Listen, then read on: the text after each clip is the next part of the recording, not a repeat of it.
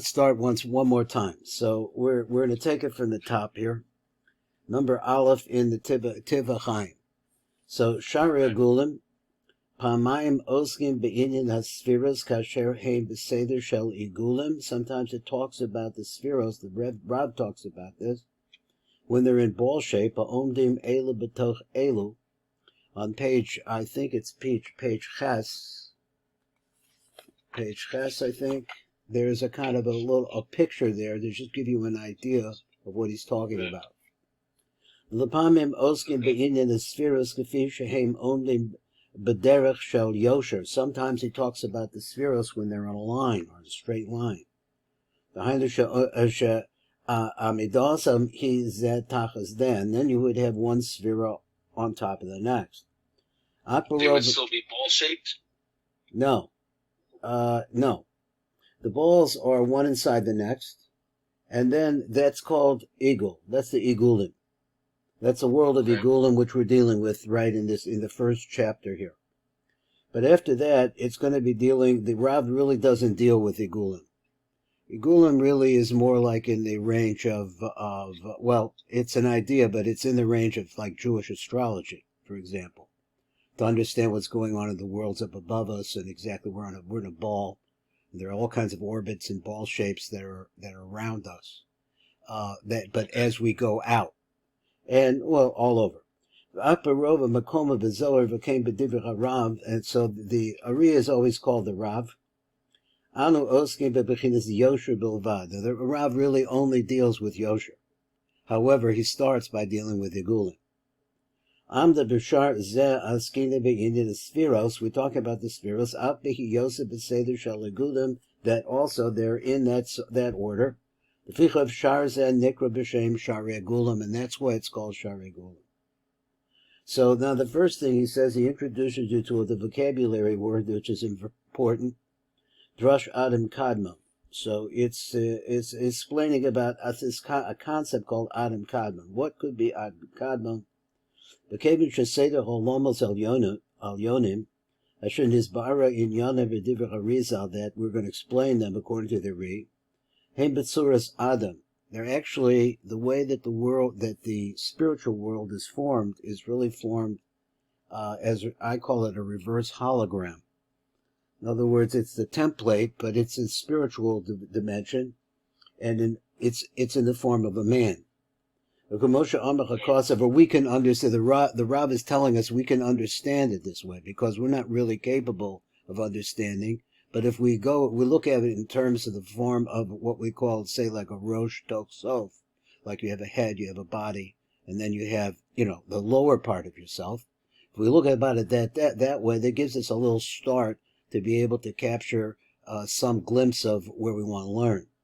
Shamar Akasa, the Pasuk says, he says, Na'asa Adam b'tzalmeinu u'kedemusenu, v'handisha Adam doime b'tzuraso v'tzorach alomos v'sidram, that we look, the way our form is, with head, like I said, arms, legs, and so on and so forth, is also going to be seen in the form of the alomos, that is, the hidden worlds that are inside, kedemusenu v'sidram, and the way that they're organized. So in other words, you have a head at the beginning, and then you have feet, which is the end. The fichoch hametzias arishonim nikros b'shem Adam Kadmon. So therefore, the original reality that we can talk about is called Adam Kadmon, and it's usually abbreviated, which we're going to see that it's called Ak. V'hu olam na'elam v'kadum she'ein lana b'shus l'david l'malach amenu. So this is what's the word? An olam, which is also the word halam too. Na'elam. Vakadom, and that came first. It's, in other words, now we're creation here, a little bit of a concept of an order, something that came first. But beyond the concept of first, what causes first to be, we don't really have, he says, but we don't really have rishus to talk about it, although it's talked about a lot in the Etz Chaim, a lot of other places. So, right. Can I ask a question? Yeah, that's what we want. So I'm just trying to understand the spheros b'derech igulim means that they're like in that picture, concentric circles. is that supposed to relate to the form of a person in the circles? So we'll read on. It's a good question. The answer would be no, but the fact of the matter is that the ball and the line, let's call it the ball and the line, he's going to describe them now. And he's going to describe how this works. And you're going to understand that, in fact, they are together, but they're completely different. Completely different. As different as male and female is. So they're different. So, and most of all of what he does deals with the concept. I can explain it another way. Either we look at it, which he's going to explain, as if the light of God is shining from the outside onto us, or if the light of God is inside of it, the light of the Infinite One is inside of us. So if the light is inside of us, then we're talking about us, and our form, and then how is it in there? What does it do? If we talk about outside of us, then we're talking about a relationship to it in a different way. But let's see what he says. He's going to explain himself. He says, Hagdama achas kolelos min ein sof ad zer anpin, and so now we have the word ein sof. Hine yeshnam chamisha partsufim. Now here's a new word. Partsufim, which could mean, like, we see it in the Gemara, means face. But that's not what it means here. Here it means a partsuf is a system for refining, or let's say, yeah, that's a good enough word, refining the light of God. And making it small enough so that it becomes digestible for something below it, as we're going to see. So he says, Hine yeshnam chamisha partsufim, there are 5 partsufim. Kolon klalian, that's the incorporates everything.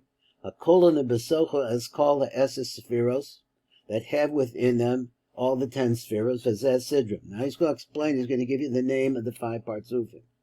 Each one of the partsufim has 10 spheros. That's the easiest way to say that. The first one is called, a new name, Eric Anpin. Then another one is called Abba, and then there's Ima, then there's Zer Anpin, and there's called the Nuk Dza. Now one of the first things that I was taught is that the Kabbalists tend to change to, modify the name Nekeva. They don't use that word. So instead they call it about the Nuk. And actually in other places you see that this really is part of the concept of how femininity is formed, what its aspect is, and it has something to do with the Nuk is really a hole, an opening. So we'll get to that. And before these spheros came out, now here's another word, etzlo. So first of all, he didn't explain Zeranpin. And he's trying to explain a little bit about the Ein Sof, but not too much so far. So he says, so here's the word Ne'etzlo. Now, it'll come more clear at what the concept of Etzel means, or actually it's going to become Etzilus.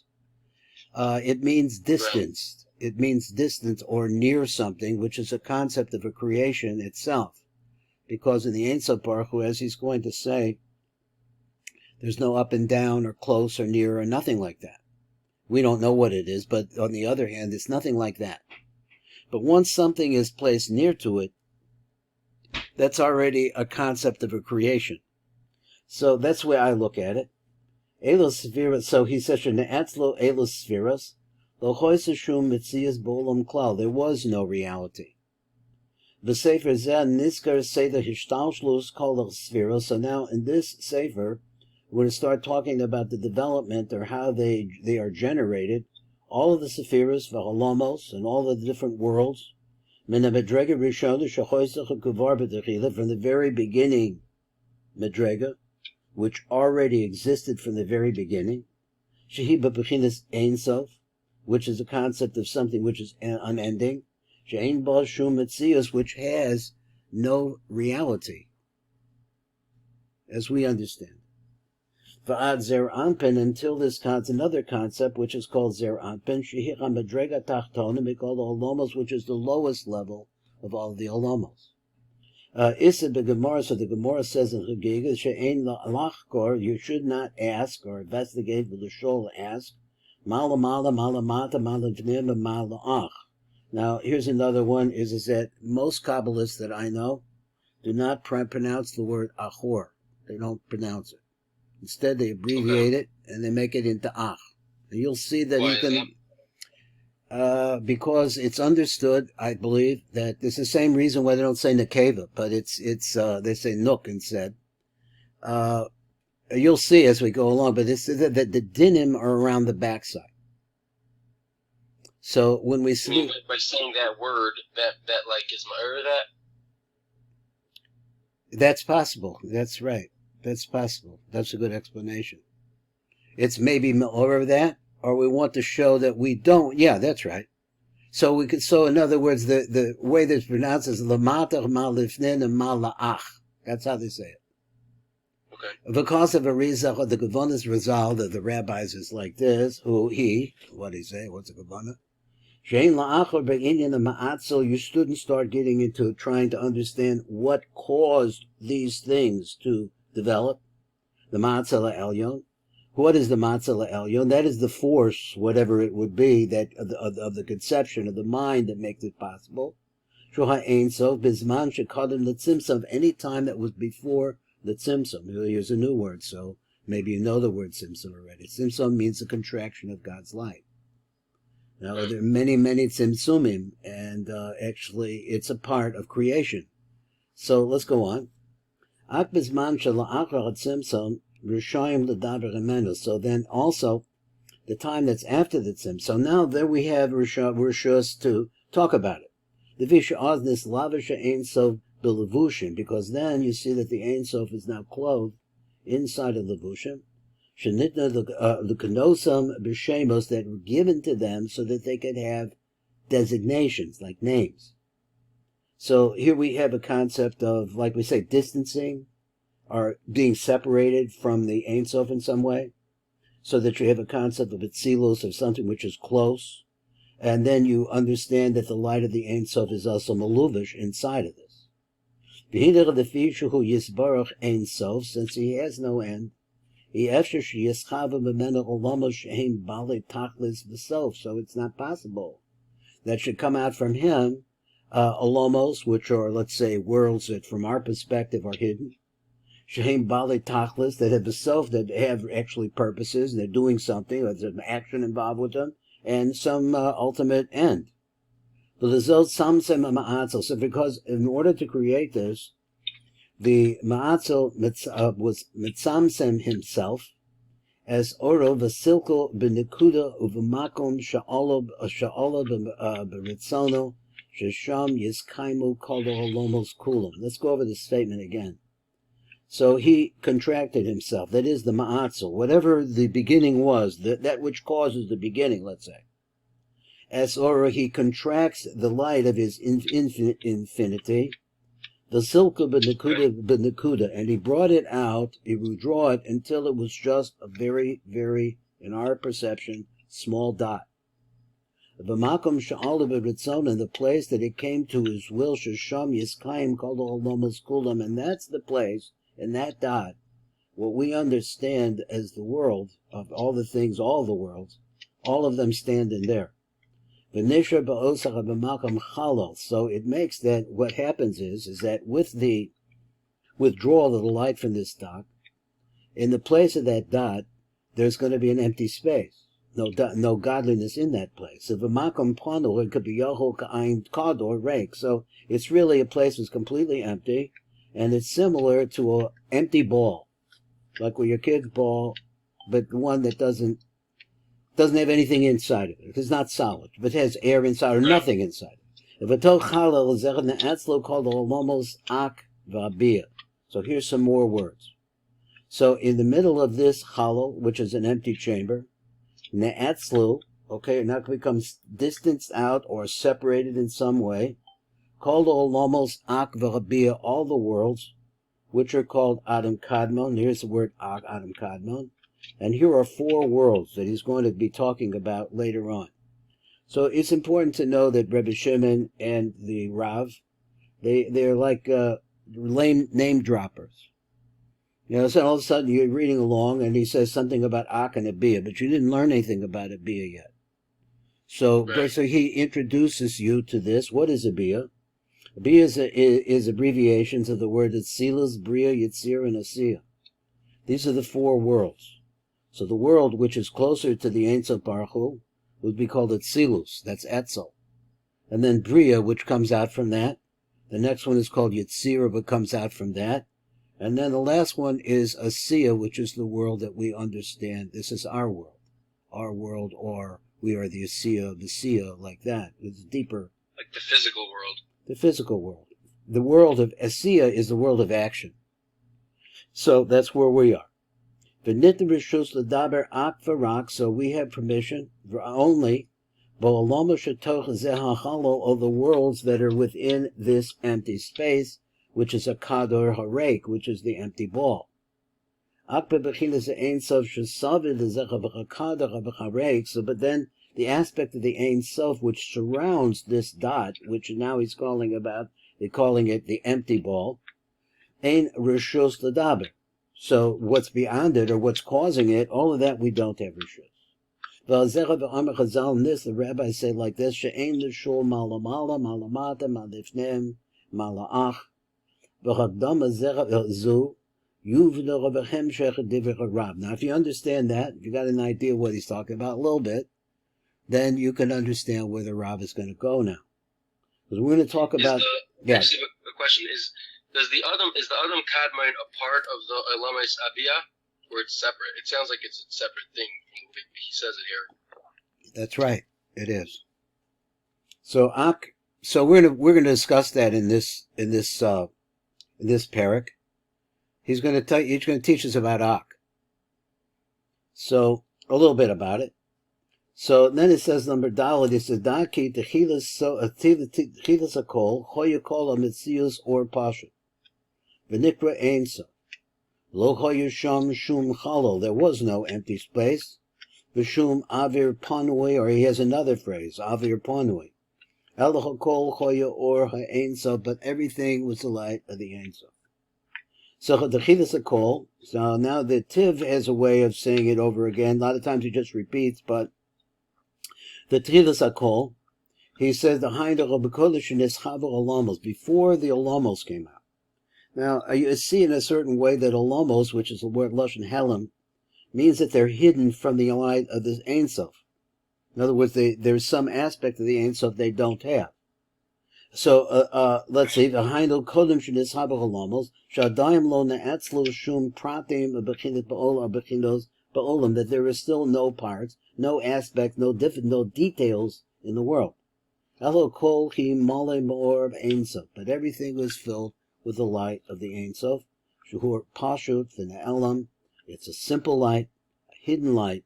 She'ein b'Chuvishum Hagdara. There's no way that you can make a boundary, V'Chasaga Klal, or any way to be able to understand it or reach it. Okay, so number Hey. What is the R Pashut that was before the creation of anything had to have been Nelam? Like, I would think that it wouldn't be Nelam, because if it's so Pashut, then it's like it encompasses everything, then it's probably not hidden. It would be like visible, or whatever, not visible, but it's there. Well, the last part what you said is there, yeah. So the thing is that this is a basic idea that you're onto there, is without a receptacle, then there's nothing. The only reason why someone has to be able to perceive it in order for it to be recognized. That's right. There has to be something that benefits from it or is an object of it in some way. And he has to create that. That is, the Ma'atzel has to create that.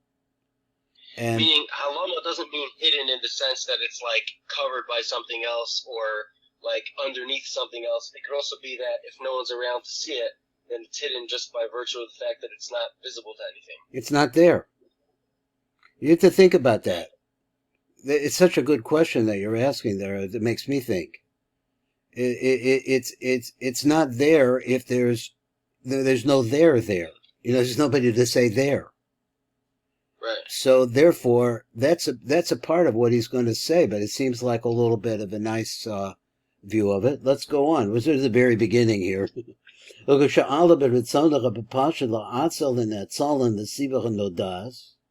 is a hard question too. He says it came to his will. So we could say like that will is, there is some will here an intention. Hapashut, which is perfectly simple, the ha'atzel and netzalim, in order to make something that was separate from himself. The siba nodas, for a reason that is known. Now, that's a question. What is the siba nodas? But actually, you just asked the question. You just answered it, really. So that he should be able to be called by something.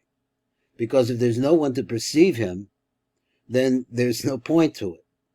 So the question, you say, well, why does Hashem need that? I'm not sure. That's hard to say what his goal is, but we could see a lot about what he's doing. This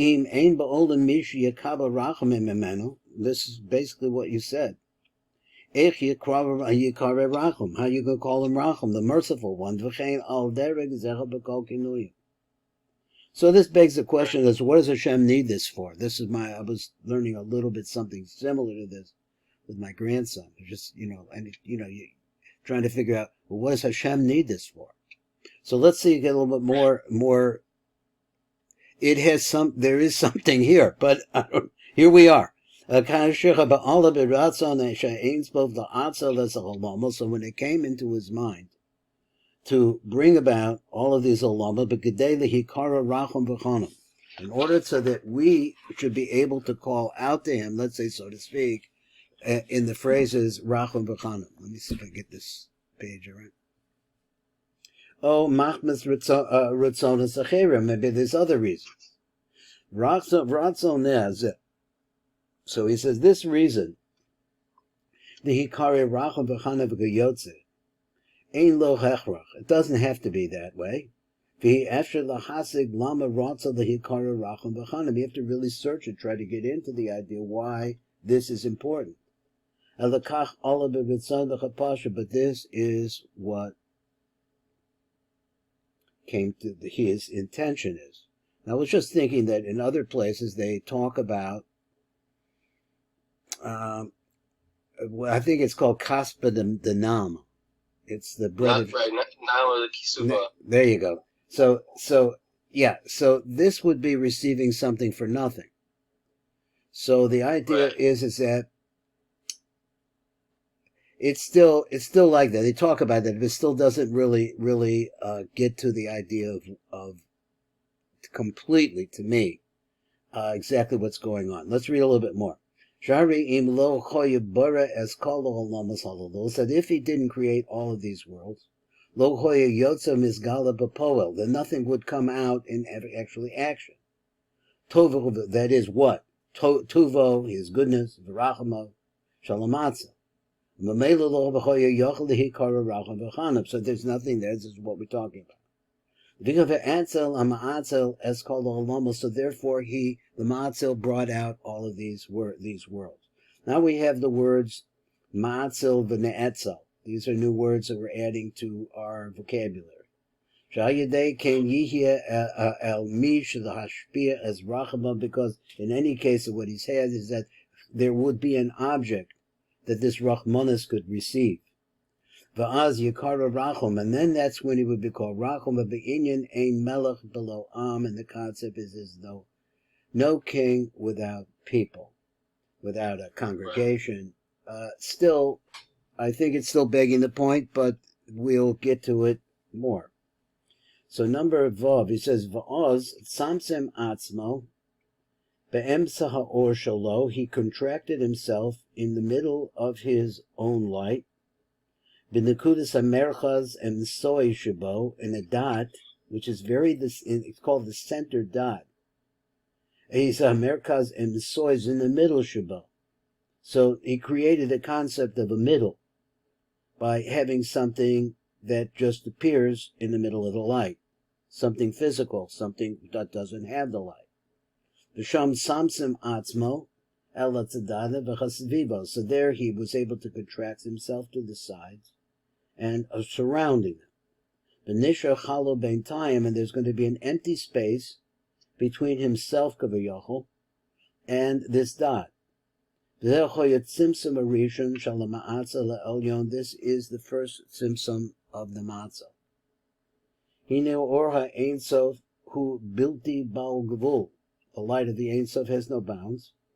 וכדי להעצל עולמו שהם בעלי גבול ותכלס, צמצם האין סוף as אורו, וזהו הצמצום הראשון של האור, אמנם לאחר מכאן, because after this, נצמצם האור צמצום אחר צמצום, בכדי שלא יסבטלו הנצלם מחמס ריבוי האור. So this is another idea. The light itself is non-physical.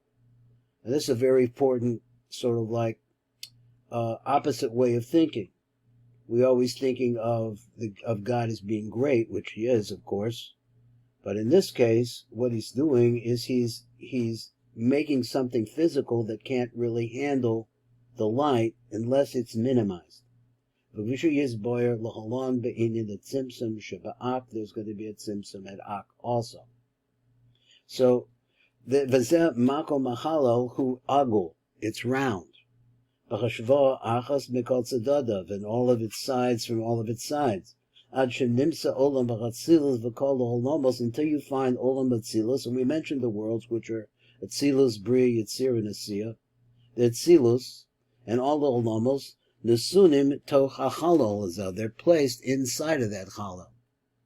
V'ha'or ha'ein sov makifa b'shava b'kol Can I just ask a question? Yeah. The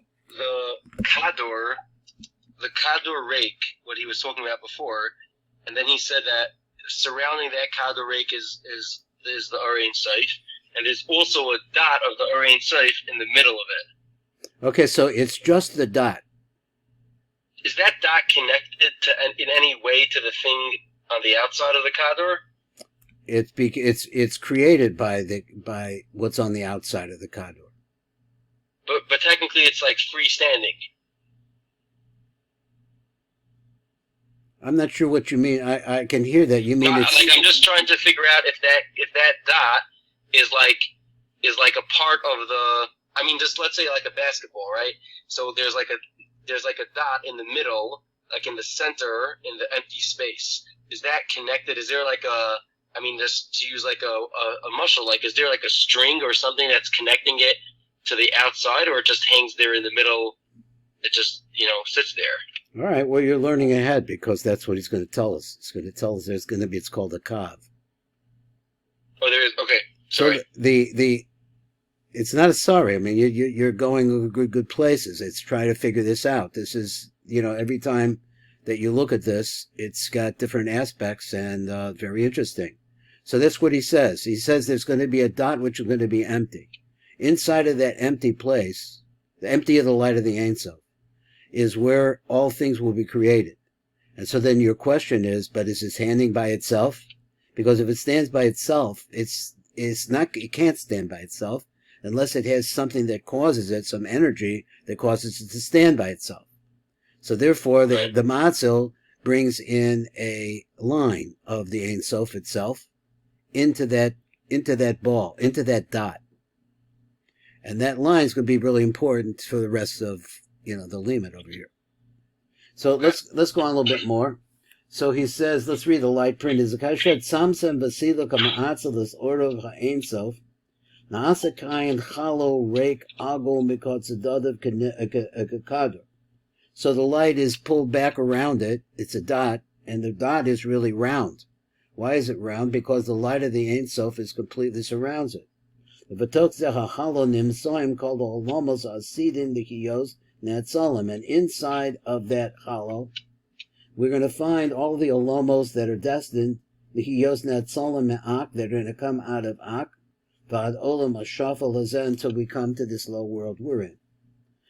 So he mentioned Ak again. So he said, so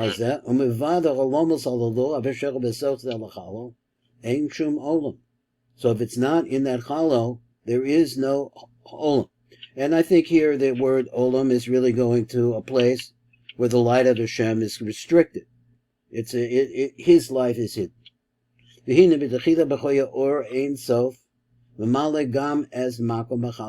the beginning, it filled up that place too. He's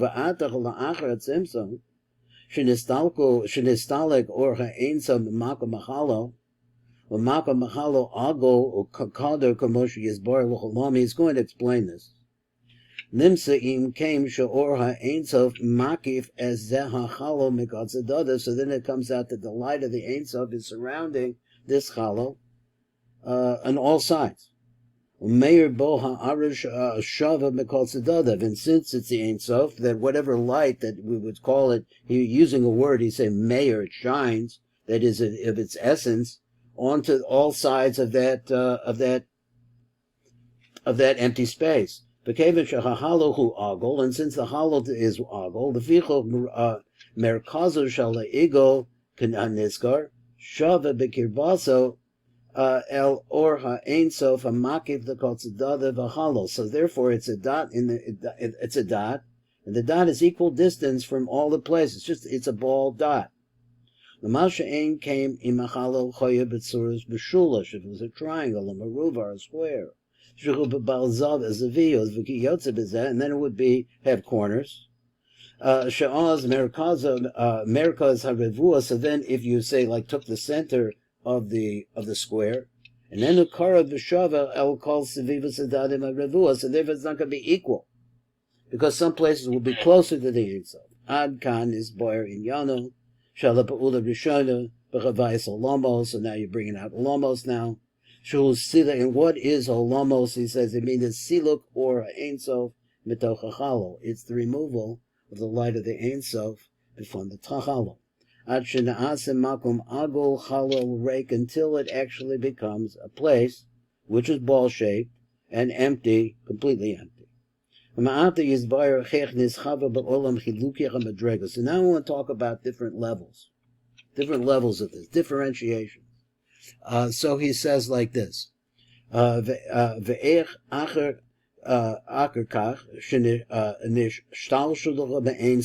everything develops out now from away from this Ein Sof, bechinas rosh toch sof. Now I mentioned that before, the shar madregos. So these are different madregos. There's going to be some. He's going to explain how. So he says like this: as he contracted himself. Oz derek tzad echad min hachalel ha'agol hazeh, himshich or derek kav echad yasher dak, ka'ayin sinor echad.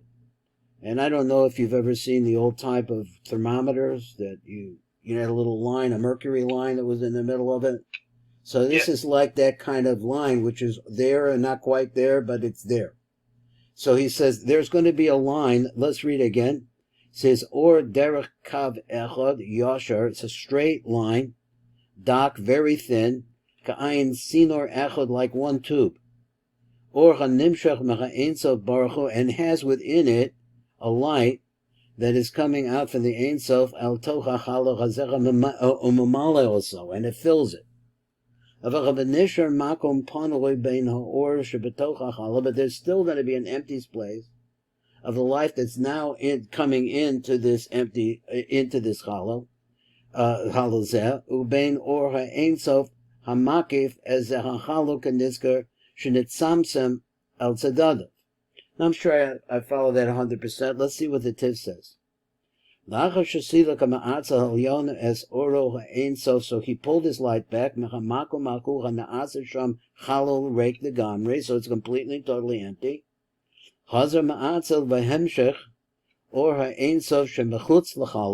light of the Ein Sof is surrounding this empty place. El tocha chalo, into the chalo, but so sinor betzuras kav echod dak hayored merosh hachalo ad korov el techilas al tachtis hachalo. So I always point out when we get to this point that he says that the place where the beginning of this entry of this line of light of Ein Sof into this empty space, that's actually a beginning. It's a rosh. So he said, "Merosh hachalo ad karov al atachtis hachalo." So this is the creation itself, the creation of a concept of a beginning. Below ad tachtiso mamish, but it goes all the way through the chalo, but not completely and totally to the bottom of it. So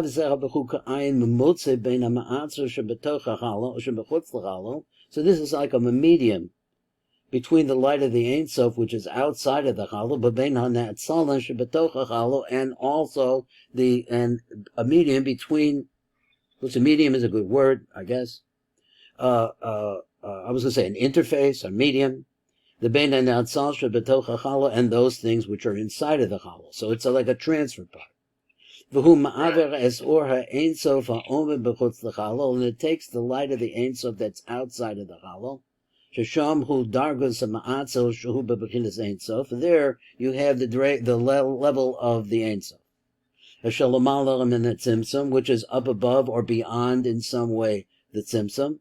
Min ha'makom harek, and the place is empty. And so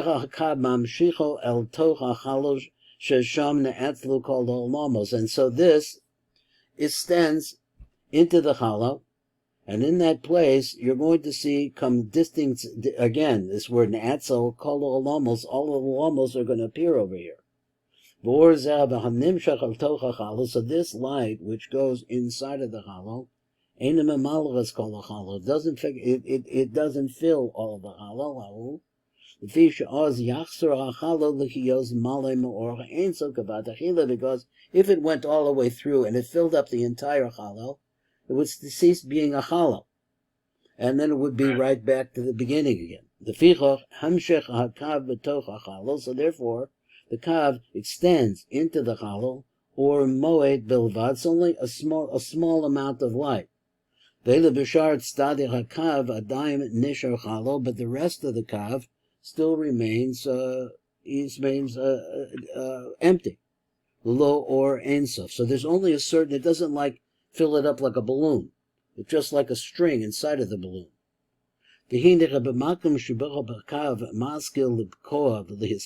So let's say the place where it first comes into the empty space, el tocha chala upon the way, sham ku bechinas a rosh. This would be called the rosh. So then now you're creating a whole concept of a beginning and an end, because the chala, the kav doesn't go all the way through. Sham hu bechinas a sof. So now you have a rosh and a sof. V'kol bechinas rosh toch sof. All this whole concept, rosh toch sof shayeches davka al yedei tzimtzum or ha'ein sof min hachala. This all happens as a result of the fact that there's an empty place. That there's a beginning of bringing light into the empty place through this line, and that's the beginning, that's the rosh, and then you have a toch and a sof. So let's say now it breaks into the hollow. He adds that since before the ma'atzo really started off this simsum, and then he came back in with the form of this kav. There was no existence of a concept of a beginning or an end. So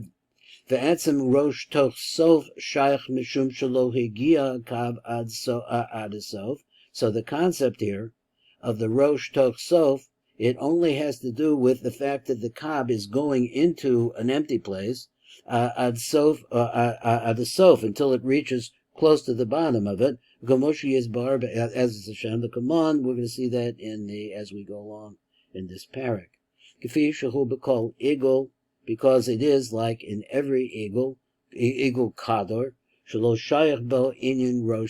because just like anything else, if you just had a ball there wouldn't be any beginning or end. Because everything would be equal.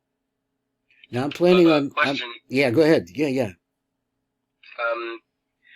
Just the construct has to be to create the chol rake, and then to draw a new line with a new point of Ein Sof or inside it, instead of, meaning that's what it sounds like he's saying. Meaning first Hashem created this empty space, and then you pull a new line with R going into there. Right. And my question, why do you have to clear it out completely? Maybe just clear it out and leave a line behind. Now, I'm not sure that I understand that. So the first thing is he creates an empty space.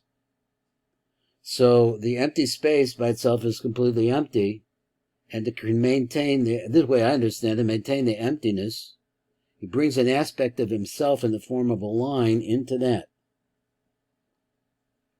And that is going to maintain it.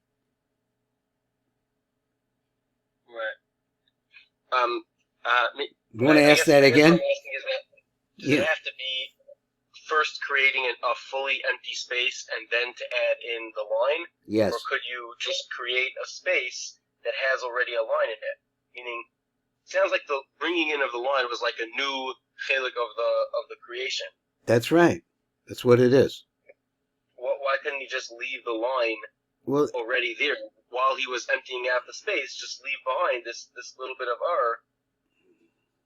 So it seems like that what he's saying is that is actually creating the concept of a beginning and an end. Because before that, there wasn't. He wants there to be a creation of a rashis, of a chila. Of a beginning, of a haschala. Right. Because otherwise, yeah. Right. Otherwise it would not have that aspect of it. If it was there before, then it wouldn't have been a new aspect of that. It wouldn't be the beginning. Right. And when it stops, it wouldn't be the end. So you would have a ball-shaped empty place. Yeah. That makes sense. Okay, let's try a little bit more. Where are we now? Can we stop here? Is that okay? Yeah, we can. Yes, that's like 45 minutes. Yes. When would you like to learn again? Would you like to learn again? Yeah, sure. I love this. Good. That's good. Does the same time next week work? We can learn once a week if you want. I don't think I have more time. At 4:00, I'm available every day. So you tell me when you want to learn, and I just figure out my schedule. You want to learn once a week? That's okay. Yeah, if you don't mind. I mean, we can up it. I have some other days of the week I have things, and sometimes not.